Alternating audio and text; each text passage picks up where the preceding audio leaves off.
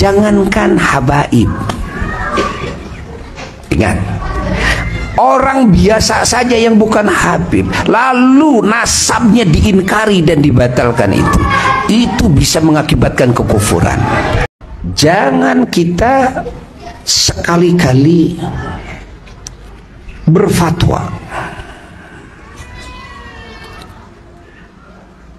menetapkan suatu hukum di mana kita ini bukan seorang hakim, di mana kita ini bukan seorang ahli di dalam ilmu, di mana kita ini bukan seorang yang alim, yang faqih, yang menguasai ilmu fiqih. Lalu kita berani-berani komen.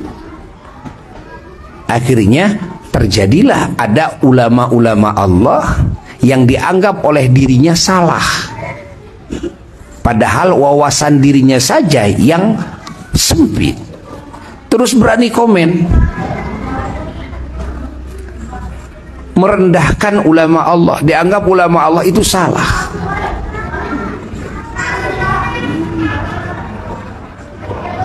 Ini hati-hati, ini hati-hati, ini hati-hati. Lebih baik kita diam, ya. Dan memang harus diam. Kita mengaji saja kepada ulama. Yang harus komen adalah yang ahli ilmu, ya. Yang harus komen adalah yang mengerti di dalam agama. Ini yang harus komen. Nah, terjadi keributan-keributan, kekacauan-kekacauan. Orang-orang yang tidak merasa dirinya masih bodoh, lalu ikut komentar, sok tahu, namanya sotoy. Namanya sotoy, sok tahu. Sok tahu, ya. Ingat, ini sekarang yang terjadi, ini terjadi. Sekarang yang terjadi,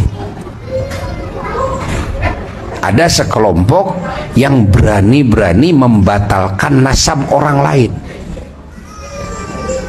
Nah, yang menusuk nasab orang lain. Padahal dalam hadis Sahih Muslim, Rasulullah sallallahu alaihi wasallam mewanti-wanti, isnatani finnas huma bihim kufrun. Nabi kita mewanti-wanti 1400 sekian tahun yang lalu, 1400 sekian puluh tahun yang lalu.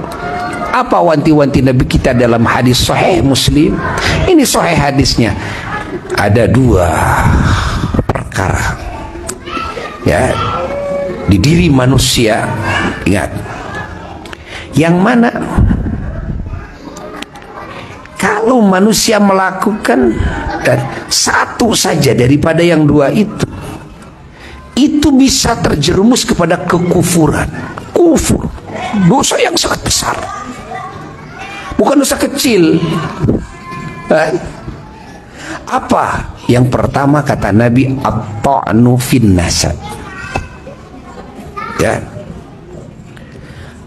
Apa at-ta'nu fin nasab? Adalah menusuk nasab orang. Dan termasuk membatalkan nasab orang. Ingat, menghina nasab orang, menghina etnis, menghina suku. Ini berbahaya, bisa mengakibatkan kekufuran. Dan kedua adalah waniyaha, adalah niyaha, ya, kepada mayit. Nah sekarang terjadi ada sekelompok orang yang berani membatalkan nasab orang lain, dan yang dibatalkan itu nasabnya dan para habib. Ingat, yang di dalamnya para habib itu adalah para ulama yang banyak sekali, tak terhitung. Para wali-wali Allah yang banyak sekali, gak bisa menghitungnya. Dibatalkan. Dan yang dibatalkan bukan para habib yang sekarang saja, tapi semua para habib di muka bumi, baik yang masih hidup maupun yang sudah mati. Sampai mana? Sampai Sayyidina Ubaidillah. Sayyidina Ubaidillah putranya Al-Imam Ahmad Al-Muhajir, kan? Radhiyallahu anhum ajma'in. Ini diingkari, ini dibatalkan. Allah. Lalu dicaci maki, diperolok-olokkan, dijelek-jelekan, dibikin video-video menjelek-jelekan, menjadi guyonan, diperolok-olokkan. Allah. Jangankan habaib, ingat, orang biasa saja yang bukan habib lalu nasabnya diingkari dan dibatalkan, itu bisa mengakibatkan kekufuran, karena bisa menyeret kepada tuduhan ini anak zina.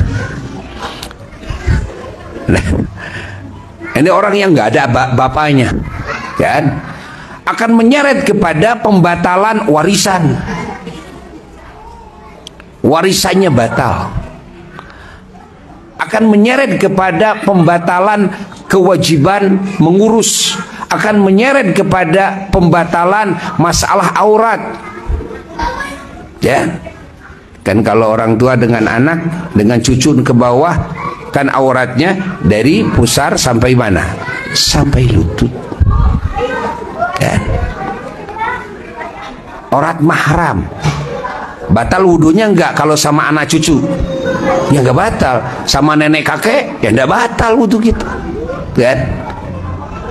Anaknya dapat warisan enggak dari orang tuanya?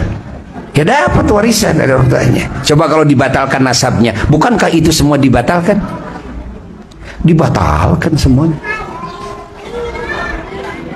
Bayangkan, dibatalkan. Bukan cuma satu nanti yang terbatalkan, bakal banyak yang terbatalkan semuanya. Ini jangankan kepada para habaib yang di dalamnya banyak ulama, banyak wali-wali Allah. Orang umum saja, ingat, dosa yang sangat besar sekali. Dosa yang sangat besar. Hati-hati, hati-hati, hati-hati. Dengan alasan apapun, jangan percaya kita. Ingat, jangan terjerumus kita. Ini adalah iblis, ini adalah syaitan. Ingat, yang akan mencelakakan umat Islam agar semua menjadi ahli neraka. Karena apa? Karena ikut membatalkan nasabnya orang lain. Ingat, bayangkan oleh kita, jika dibatalkan lalu jadi jelek-jelekin, lalu dihina, diolok-olok, siapa yang terhinakan? Semua para habaib ahya'an wa amwata, yang hidup, yang sudah mati, yang ada di zaman ini, yang ada di zaman yang telah lalu, yang ada di zaman yang akan datang. Apa dikira nanti pada hari kiamat tidak akan diadili? Ya.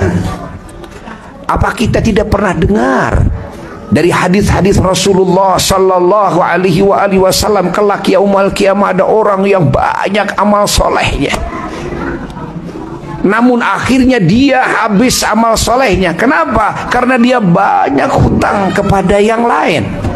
Kenapa? Karena dia mencaci si A, mencuri harta si B, ya, merampas haknya si C, menghina si D.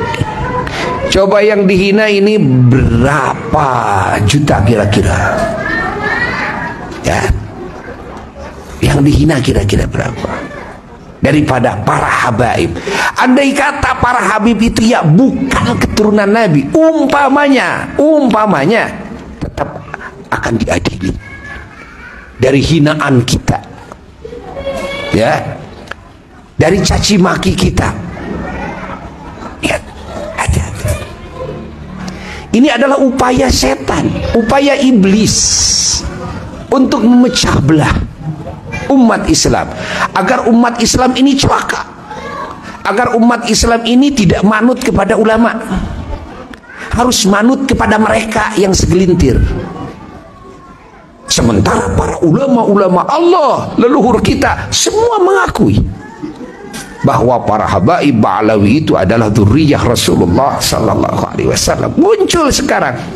Ingat, ini pemikiran-pemikiran setan-setan dan iblis-iblis ini. Ingat, Buya katakan hal seperti itu yang akan mencelakakan kita, menggiring kita, ingat, kepada kenistaan, ingat, kepada jurang api neraka, digiring kita agar kita nanti diadili oleh Allah di hadapan semua para ulama dan para aulia. Bukankah di dalamnya banyak wali-wali Allah? Bukankah di dalamnya banyak ulama-ulama Allah? Kitabnya saja dikaji. Coba kitab Bughyatul Mustarsyidin, karangan siapa? Karangan Habib Ba'alawi. Coba Rotib Al-Haddad, karangan siapa?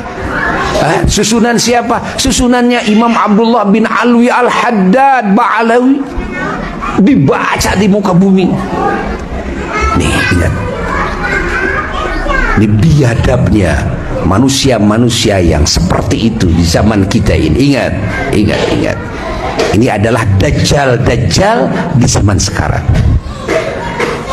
Dajjal-dajjal di zaman sekarang. Ingat. Ini dajjalnya jadanya KW-nya KW2. Dajjal KW2 itu sudah banyak sekarang yang mengikutinya, yang percaya kepadanya, meninggalkan kepercayaan kepada semua ulama-ulama yang jelas-jelas keulamaannya, leluhur-leluhurnya yang jelas-jelas keulamaannya, lalu berbelot percaya kepada yang baru muncul. Ingat, baru muncul, padahal dia ini ulama juga bukan, ini mufti juga bukan. Ingat, kalau dia mengatakan dia ijtihad, dan apakah para ulama itu tidak ijtihad?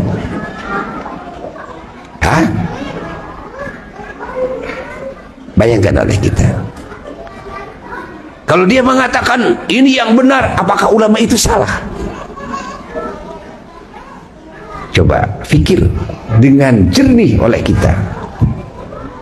Maka dengan alasan apapun, ya, mau alasan tes DNA, mau alasan tesis, mau alasan, jangan dianggap itu adalah cara-cara dajajilah, ya, di akhir zaman ini, yaitu dajjal-dajjal yang sudah disabdakan oleh Rasulullah sallallahu alaihi wasallam. Kelak akan ada dulu dajjal-dajjal KW-nya sebelum datang dajjal yang beneran. Ingat itu, ingat ya, ingat itu.